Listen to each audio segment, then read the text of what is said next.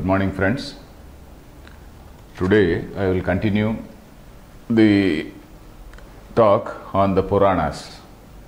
In the last session I was talking about the Purana. The definition of Purana I explained, the meaning of Purana rather. Pura api navam, that is, even though it is old, it is new. That means the story may relate to some gods, goddesses, which are all mythological characters, but then that is all a sort of moral instruction to the modern man, and it is eternally true. This instruction, this message is always true, it is applicable for all times, for all situations. So this is what is the meaning of Purana.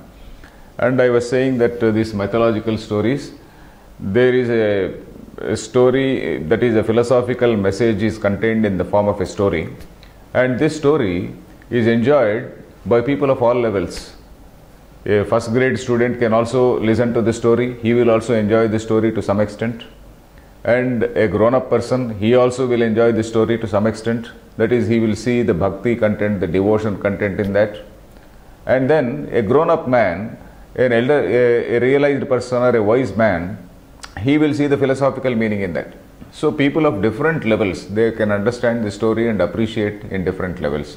So that is one important thing we saw in the Purana. Of course, I am going to give you some stories now in this class. I wish I were a storyteller. I am not a very good storyteller, but I will try to tell some stories. Because in this Purana, what happens is, there is a balancing between the story and the philosophical message. So if you take out the philosophical message from that, philosophical or ethical message as the case may be, if you take out that ethical message, then the story is actually a children's tale. It will be just a children's tale. But then we have to see both. We have to see how this message is integrated with the story. So that is what we will see. And in the last class I was telling about the symbolism of Shiva and Shakti. Shiva and Shakti symbolism. If you have seen, if you can Google search the photo, the picture, Google search the images and then see the image of goddess Lalita, Lalita, goddess Lalita. Then what you see, there is a goddess who is sitting on Lord Shiva. Lord Shiva is there reclining on the bed, and then over him this lady is sitting, and then she is having some bow and some arrows. And the bow is not a regular bow, it is a bow, sugarcane bow. I was explaining in the last class. And the sugarcane bow represents the mind. And then the 5 arrows, they represent the 5 senses which go to sense objects and bring various information to all this sensory perception or sensory information to us. Then she also has some sort of noose in her hand, a long rope. Noose, I hope you understand. You just throw the rope and then drag, it becomes a noose, and then you can drag a person. So that is called, that is a noose. And that noose represents, and in that prayer itself, there is a prayer called Lalita Sahasranama, a very popular prayer, which many ladies, they do recite every day. So in that all these things are described, the symbolism is described. This Lalita is called Chidagni Kunda Sambhuta Devakariya Samudyata. Chidagni Kunda Sambhuta means she is born out of the fire of that consciousness. Of course, fire, there is no literal fire as such. Fire is only a metaphorical fire. So this consciousness is a Shiva. And then because she is born or she is based on that, she is shown as sitting on that Shiva. Then Raga Swarupa Pashadhya. Raga means infatuation, say attachment. So that is a Pasha. It is as though it binds a person and drags a person. So Pasha means a noose. That is what I said, a long rope, which is formed into a loop, and then that loop catches him and then catches a person and drags a person. So that is what is attachment. That is what is infatuation with something, with anything, any object or any person. So this Raga Swarupa Pashadhya Krodha Karankushojvala. Krodha means anger. Anger is something like a prod. It is a, you know what is a prod? Suppose there is a very heavy animal like an elephant or a rhino, and somebody who is riding an elephant, he has got a metallic prod with which he prods that elephant, and then the elephant moves. So it is something like a goad also, G-O-A-D, goad. That is also, there is another word called goad, G-O-A-D. So this sort of, this is Krodha is like an ankusham. It is like that goad which always goads us from inside and then which drives us into action, which drives us into all types of regular, say, it may be ethical or unethical action. So this krodha means that is anger and greed, anger and infatuation, they have to be controlled. So these two things which in her hands, they symbolize this krodha and this noose in her hand symbolizes infatuation. Then this prod or goad in her hand symbolizes anger. So that is, we have to control this anger and greed. So that is what is the symbolism of the Shiva Shakti. And then the Shiva Shakti symbolism in an earlier class I said, because this consciousness alone cannot create this Jagat, consciousness has to join with this creative power called Shakti. So that Shiva Shakti symbolism is seen in Ardhanarishwara. Ardhanarishwara, if you see some, say some of the representations of Lord Shiva is represented as half man and half woman. And what is that half woman? The half man, that portion is consciousness. The woman portion is Shakti, that is the creative energy. So these two things, it is only when this Shiva and Shakti are there, then there is what is called a creation or Srishti. So that is the symbolism which you find in that Ardhanarishwara. So this is one thing. Of course, I will go to one story. So this is, you can come to this slide 49. Yeah. This slide, this is about a very, very popular story, a very highly celebrated story about the birth of, say, Lord Muruga. In Tamil Nadu, they call it Lord Murugan. In Sanskrit, of course, the other name is Kumara Swami. In Sanskrit, there is a very big, say, not epic poem, very big, long poem called Kumara Sambhavam. That is the birth of this Kumara Swami. So it is by a very, very celebrated writer called Kalidasa, who lived in some 4th century or 3rd century AD. So this story is about, say again, Lord Shiva and then Parvati, the marriage of Lord Shiva and Parvati. Why? It was necessitated by the presence of a very ferocious demon in those times. A very, very dangerous, very ferocious demon named Tarakasura. Taraka plus Asura, Tarakasura was there. And then that man, he had got so many boons from all the gods, from the creator. And then that man, he was so invincible and the gods could not defeat him. So the sages told them, okay, the son who is born to Shiva and Parvati, so that son, he will be able to vanquish this, say, Tarakasura. Of course, why the Shiva and Parvati were not married and all that, there is again a long story. If you go back to the background story, that will tell. So now Shiva is leading the life of a sort of hermit, a total recluse, a renouncer. And then there is a Parvati who is the daughter of one Himavan, the mountain called Himalayas, the Parvati. All these are symbolic. So this Parvati has to be married to this Shiva. And this Lord Shiva, incidentally, he is also doing tapas, he is also doing meditation. He is sitting in meditation on the same Himalayas. So it is quite easy. It is as though he is doing tapas in his own father-in-law's house. So it is like that. So this Parvati has to get married to him. So Parvati is encouraged to go and then serve him while this man is doing all these meditative practices. Sometimes he just for the sake of food or something like that, he opens his eyes and then again gets into meditation. So when he opens his eyes, so this girl is sitting there, is there, and then she is doing all types of service. She is giving him some fruits and getting flowers, fruits and all those things. So this man, he is so absorbed in meditation, he doesn't even look at her. He doesn't even look at her. So this lady, though extremely beautiful girl, she feels rather frustrated. And the gods also, they feel frustrated. So the gods seek the help of another demigod called, another god called Kama. Kama, his other name is Manmatha. Kama means desire. So the equivalent, English equivalent for this is Cupid. In English, in Greek mythology, of course, we go back, whenever we say English, we go back to Greek or Roman mythology. So in Greek mythology, there is what is called in Roman or Greek, I am not very sure, there is a chap called Cupid. He is the god of love. He also shoots arrows.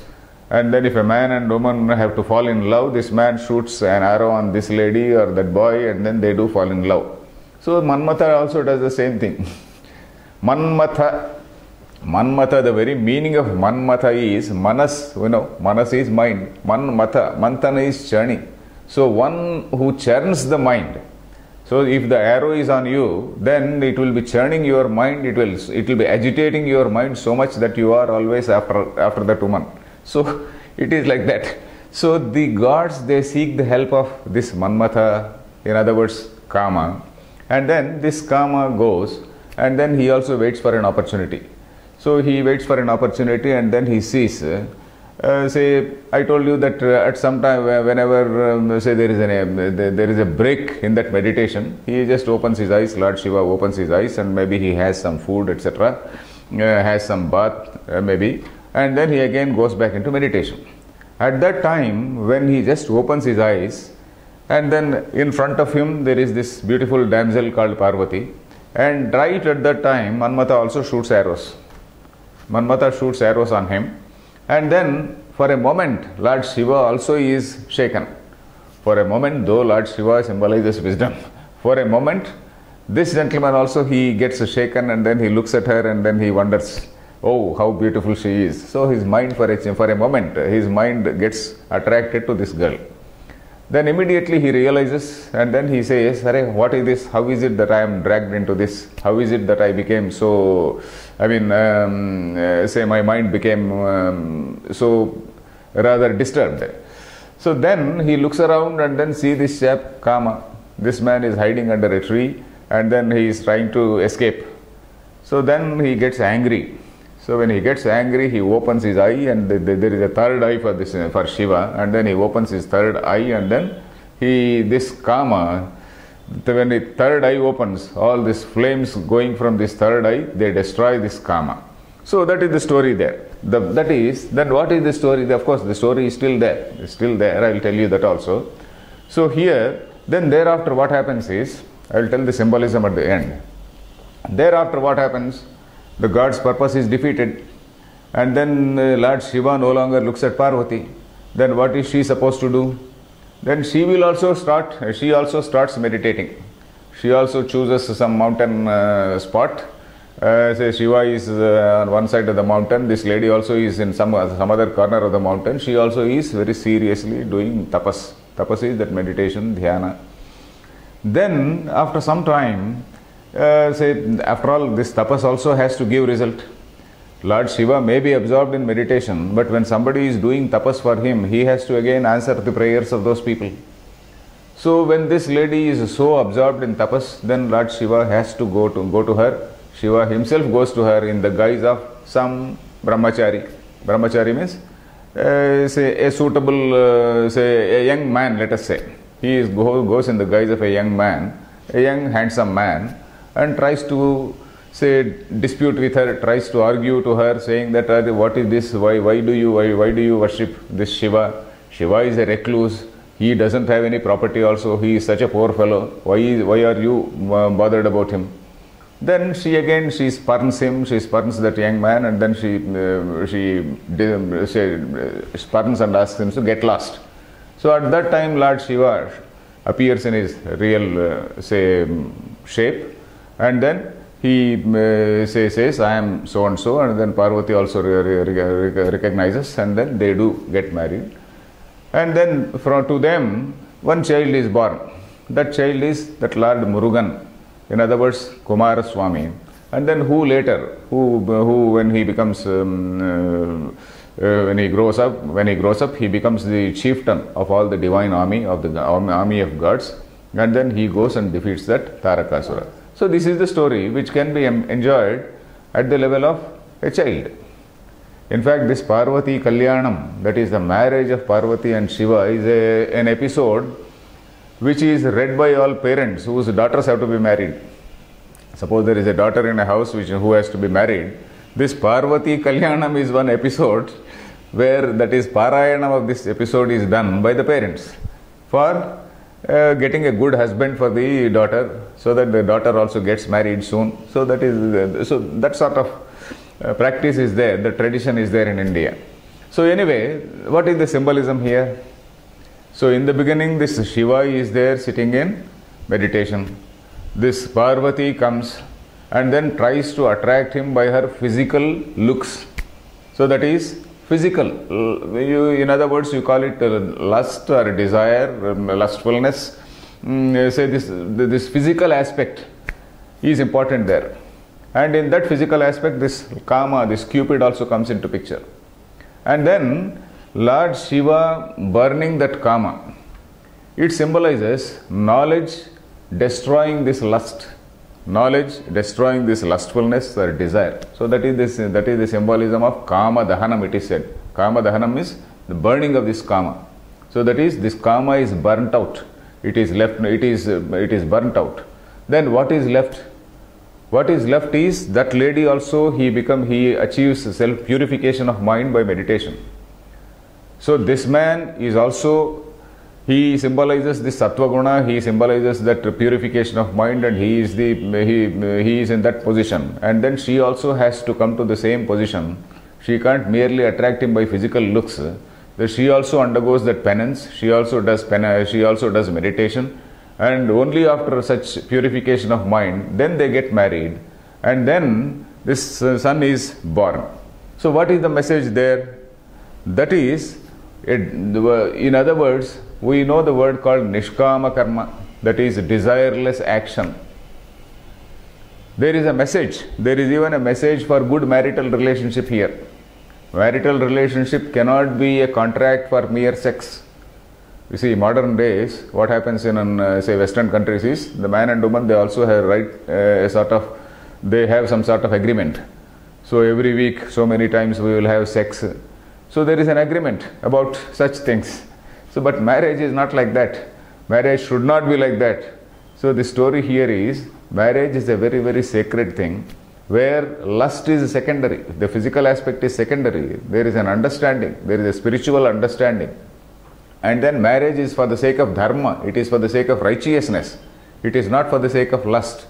So that is the story here. And Nishkama Karma is, that is marriage without that desire, without the element of desire, without the element of Kama, two pure minds meeting and then producing something that is going to help the divine cause.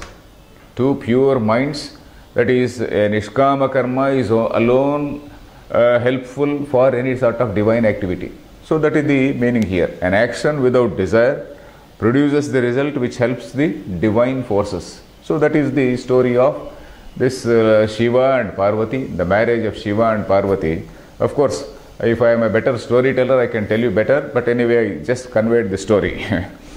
We will go to another story. You can come to another, say, the next slide. This is the story from a book called Bhagavatam. Bhagavatam, I told you, this is again a book which is ascribed to sage Vyasa. But of course, Pandits, they do refute whether sage Vyasa really wrote it or somebody else wrote it. We are not bothered about it. Then this Bhagavatam is again a very huge epic. It is a very huge epic with about 18,000 verses. So this book has so many stories about devotees. Bhagavata, the very name Bhagavata has two meanings. That is, it is about the miracles which are all these great deeds of say Vishnu. That is number one. Number two, the story of Bhagavad Bhaktas, that is the devotees of Bhagavan, devotees of the Lord.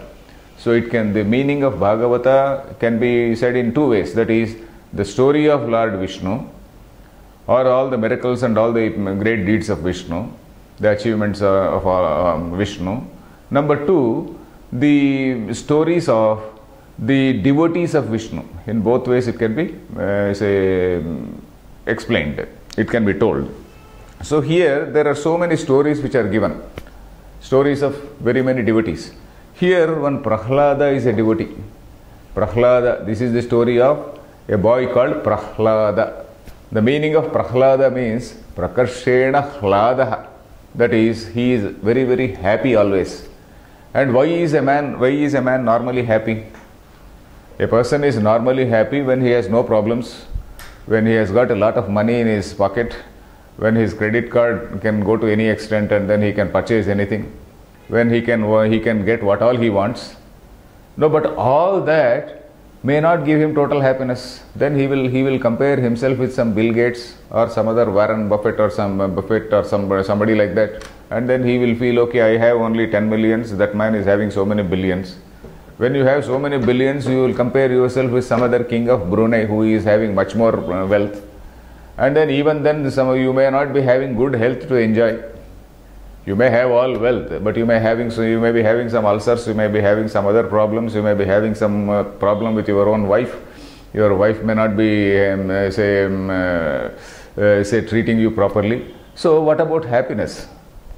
In Upanishads, there is an interesting passage about human happiness. There is an Upanishad called Taittiriya Upanishad. There is a sort of discussion on what is happiness and what is the measure of human happiness. The measure of human happiness can be a young man, a fully vigorous young man with all, with no defects, and then absolutely highly, in full spirit and all that, and with this young man with all joy for life, that is joie de vivre as we call it, that all joy for life. And this man, he has got what all he wants in his life, and then he also enjoys, he also has the capacity to enjoy. He wants wine, he wants this, that, all those things he enjoys. So that is the measure for Manusha Ananda, that is a human Ananda.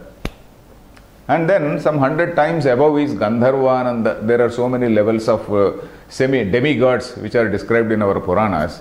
So above these humans they are called Gandharvas. Above these Gandharvas there are some other level of demigods. Above them there are some other level of demigods. And all the gods put together, all those things put together, that happiness is not equal to the happiness of a person who has realized his self. That is, who has understood his self. That is, what is self-realization in Vedanta? In one of the earlier sessions, I just told you that self-realization does not mean attaining something. Heaven is something which is an extension of physical pleasures. You go there and you may have some more nice drink, you may have some inferior drink here, you will have some nice drink there, you will have some heavenly damsels there. So all those things which are promised at the level of religion. When you go beyond religion and you realize yourself, when you realize that you are not different from that supreme reality, then you are complete. You are complete, there is nothing lacking in you, and then you don't want anything from anywhere. You don't want anything. So that is what the Upanishad says, Shrotriyasya cha akama hatasya. Shrotriyasya cha akama hatasya. So that is what the Upanishad says. That is, somebody who is a realized person, akama hataha. That is one who is not hit by or afflicted by kama. In the earlier story we discussed this kama. Kama means that desire, that Cupid, or the personification of desire, let us say. So a person who is not afflicted by this desire, his happiness surpasses all the happinesses of all these people. So that is what it is. So this Prahlada, this boy, who is a wise man right from birth, there is again a story for that, how even when he was in the womb of his mother, sage Narada happened to go there. Sage Narada happened to take care of his mother when she was pregnant, and then at that time she taught, this Narada, sage Narada taught Jnanam or knowledge to this lady, Brahma Jnanam. He told about Lord Vishnu and all the stories of Lord Vishnu to this lady. So because of that, as a child in the womb, this man he was hearing. This man he heard, and even when the mother was sleeping, this boy himself was saying, So that is how it is described in this story. So this young boy in the womb, he heard this knowledge from sage Narada, and then even as he was born, he was a wise man. So because of that, he was always devoted to Lord Vishnu. He was always a happy man. Prahlada. Hlada means happiness. Prahlada prakarshena, that is happy, fully happy. He doesn't want anything. And this boy is the son of the chief of all the demons. The chief of all the demons, his name is Hiranyakashipu. He is the arch enemy of Vishnu. So you imagine the situation where Vishnu is on one side, and then this arch enemy of all the gods, that is Hiranyakashipu, is on one side, And then imagine this boy who happens to be the son of this arch enemy. That is demon. So the conflict starts between the demon and his own son. This demon is Hiranyakashipu. Hiranyakashipu means one who sleeps on the mattress of, one who always covers himself with gold, one who sleeps on the mattress of gold. Kashipu actually means a huge mattress. Hiranya is gold. And Hiranyakashipu, he is a person who always wraps himself up in gold, he moves with gold, and then who sleeps on the mattress of gold. That is, what does it symbolize? Acquisitiveness, greed. This is what it is. And when there is greed and acquisitiveness, there cannot be happiness. So he wants more and more. He conquers some gods and then he takes away their property. He conquers some other city and then he takes the property. So he is always on that front only. He always tries to vanquish some people and then take away their properties. So it is his nature. Whereas this Prahlada is totally opposite to him. So there is a conflict between this Prahlada and Lord Demon, this Hiranyakashipu, his father. And then Hiranyakashipu gets highly irritated. Hiranyakashipu puts this boy under the tutelage of two remarkable teachers. Those remarkable teachers, they want this boy to know all this art of statecraft, etc. Because he has to rule that kingdom of demons. So they also try to teach him all these Vedas. In fact, we have to remember one thing, that even these demons also, they also study Vedas. It is not as though demons don't study Vedas. And if you see this passage in Srimad Bhagavatam, this Hiranyakashipu tells so much of Vedanta. They say on a different occasion when his elder brother died, on that occasion, this man tells so much of philosophy. So then, which means that they are all highly well-read people, which only means that highly well-read people can also have all frailties, all weaknesses. Highly well-read people. Well-read does not mean good. Well-read people can also be greedy. Well-read people can also be criminals. So like that, this gentleman, I can't say gentleman, this demon Hiranyakashipu, he puts this Prahlada under the tutelage of teachers, and then he wants this boy to learn statecraft. He also should become a valorous, warrior, and then he also should vanquish, all the gods, and then he has to plunder wealth, he has to loot wealth. So that is his, style, that is his curriculum, let us say. And then Prahlada refuses to learn that curriculum. Prahlada in turn, he teaches all the fellow students also Hari Bhakti, Vishnu Bhakti. He makes all other fellow students also devotees of Lord Vishnu. And then these people, they laugh at the teachers. So this father gets angry, and then he tries to torture this boy. And this is a very long story about how he wants to torture this boy, and then how he challenges this boy.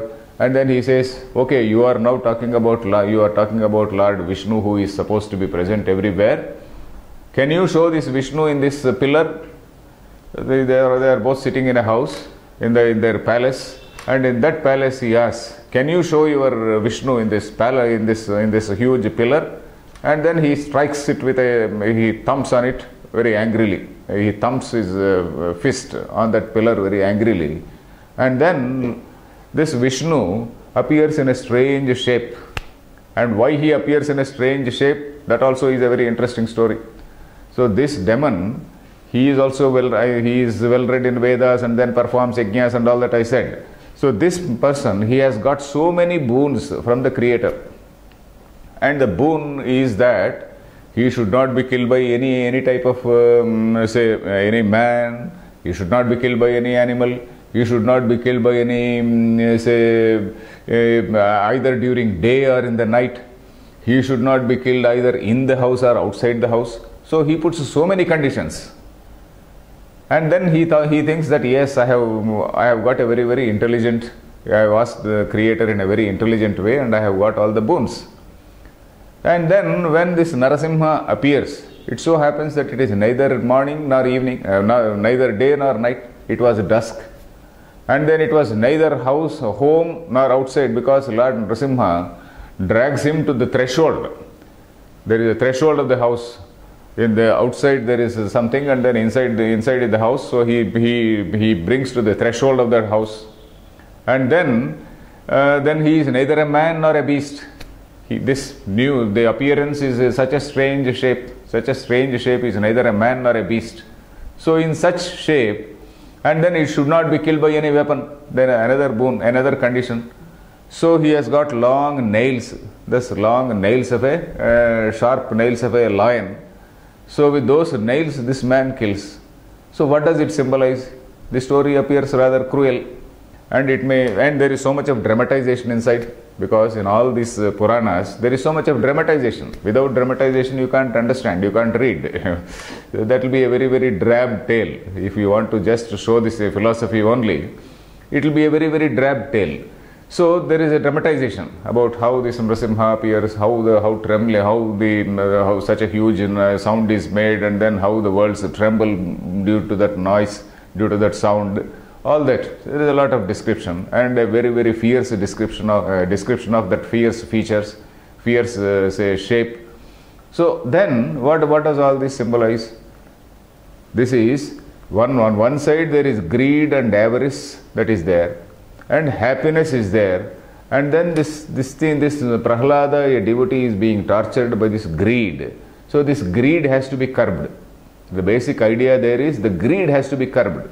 And greed puts so many conditions that it should not disappear. Greed is so resistant to so many things. Greed wants to survive under all circumstances. So the Lord Vishnu has to devise such a plan that greed has to be curbed. So this is the overall message. Greed has to be, this is the story of this Narasimha avatar. Narasimha means he is neither a man nor a beast. Narasimha, the lion man. Lion man. This is the concept. This is one of the avatars of Vishnu. Avatar, I was telling you, avatar means some divine force appearing in some form in order to re-establish dharma, re-establish righteousness when there is a decline of righteousness, and when there is ascendance of unrighteousness, when there is decline of good and when there is ascendance of bad, that is ascendance of evil, then the divine forces have to restore dharma, restore good. So for that, this Lord Narasimha appears, and then he vanquishes that greed and avarice. That is a Hiranyakashipu means personification of greed and avarice. Prahlada is personification of contentment. Contentment, which is a sattva guna. I was also telling about sattva, rajas and tamo gunas. So Prahlada symbolizes sattva guna, whereas this other fellow symbolizes the combination of rajoguna and tamo guna. So that has to be curbed. So that is the story of this Prahlada. So we will continue next.